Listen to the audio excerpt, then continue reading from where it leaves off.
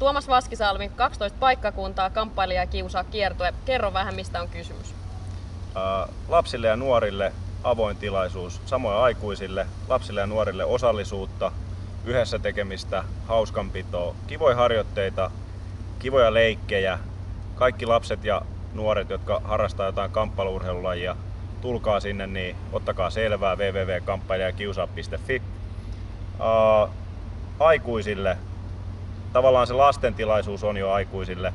Sieltä varmasti jokainen ohjaaja pystyy poimimaan sinne omaa työkalupakkiin jotakin. Ja lasten osuuden jälkeen, kun ollaan lasten kanssa vielä siihen loppuun vähän juteltu kiusaamisesta, niin siinä vaiheessa sitten tietoa kampanjasta, tietoa niistä asioista, mitä me ollaan hyväksi koettu, mitä työkaluja me ollaan luotu ja nimenomaan käytännön juttuja ja puhepiiri, kuinka käydään puhepiiri hyvänä työkaluna läpi ja tehdään yhdessä puhepiiri ja miten luoda pelisäännöt puhepiirin avulla. Siinä lyhykäisyydessä. Tulkaa paikalle.